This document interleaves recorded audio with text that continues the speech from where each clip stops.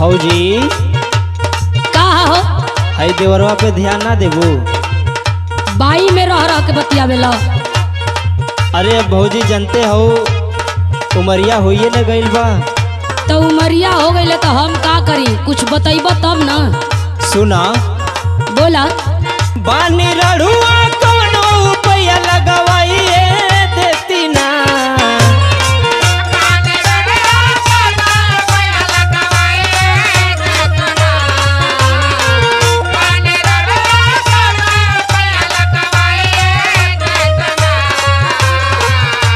सुनत हो ना भौजी? अरे खूब न सुनतनी। बोला। बानी रड़ुआ कौनो उपाय लगवाइए देती ना। अपना छोटकी बहिन से भौजी सेटिंग करवाइए देती ना।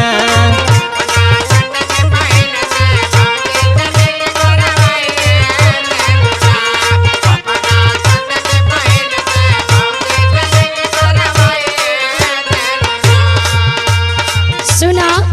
सुनाओ भौजी। अब बहन हम कम आके घर में पछता तनी। अच्छा दूसरा जगह कहो, बात विचार चलाई। नहीं भौजी, हमके तोहार बहनिए जमेली। खूब न खुरपी निहर मुँह लेके आइल बड़ा हमारा बहनिया पर लाइन मारा तड़ा।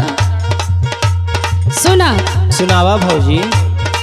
बतिया माना हरदी तोहे लगवाइए देबू ना। अरे बारे भौजी बा। उहाँ ना जहाँ सोचा तारा।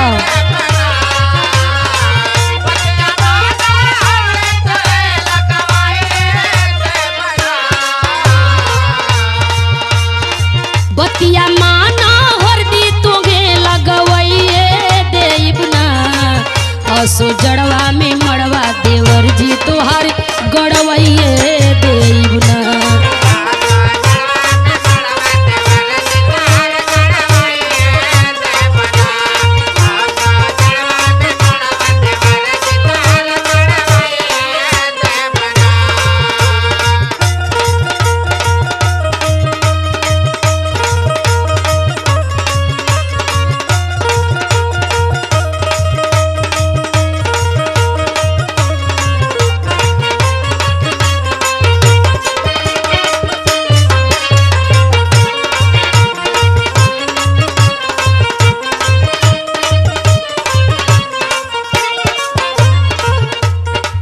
अरे भौजी का हो? तोके पता का चीज हो?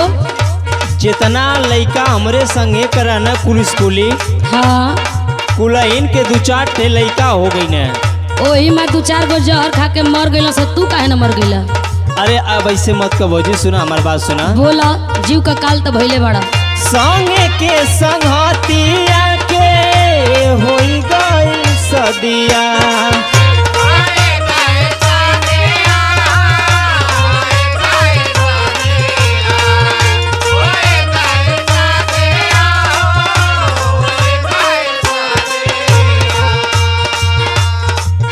मारा तारे ताना सब सुनतनी बतिया।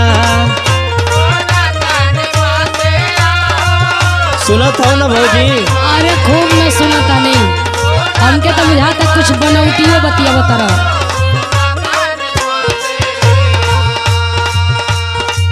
संगे के संगतिया के होई गइल सदिया।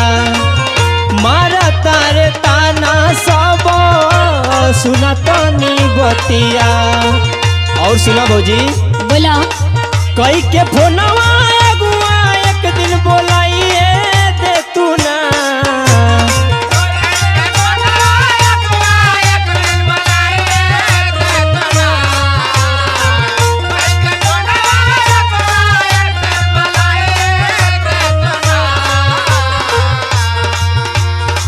कई के फोनवा अगुआ एक दिन बोलाइए दे तू ना। अपना छोटकी बहिन से भौजी सेटिंग करवाइए देती ना। अच्छा रुका, धनंजय जी से बतियावत है घरी, वो बड़ा अगुवाई करावत है।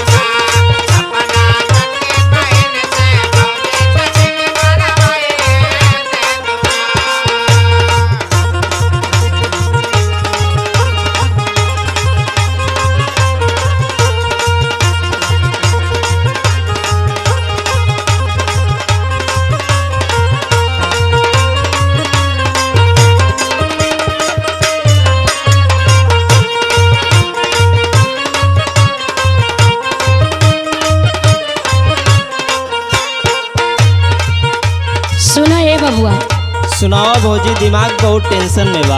अरे हमके लौकता कुछ तो टेंशन है, कुछ मन बढ़ोइयो करत रहा।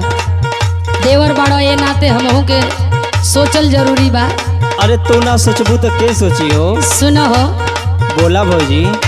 छोड़ी के टेंशन तू करता नि सब,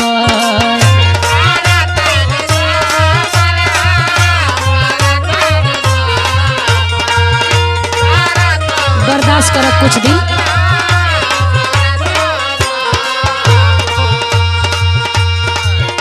कोइले बानी बात आबू आई बढ़िया खबर,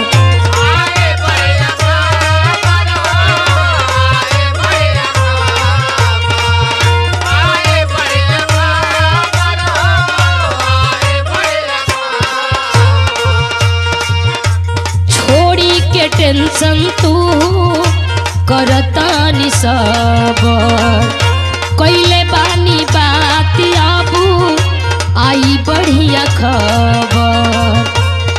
और सुना, सुनाओ भौजी। मन से सूरज बाजा बजवैये देबू ना,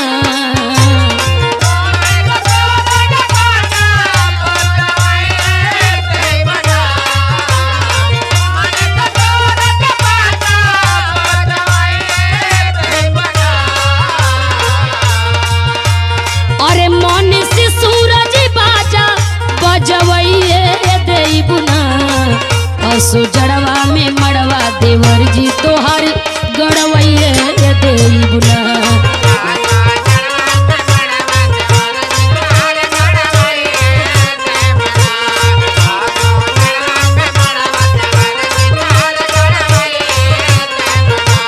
अपना छोटकी बहन से भौजी सेटिंग करवाइए देती ना। अरे असु जड़वा में मड़वा देवर जी तोहर गड़वैये देबू ना। अपना छोटकी बहन से भौजी सेटिंग करवाइए देती ना। अरे असु जड़वा में मड़वा देवर जी तोहर गड़वैये देबू ना। टेंशन मत लो, असु हरदी लाग जाई। ठीक बा भौजी।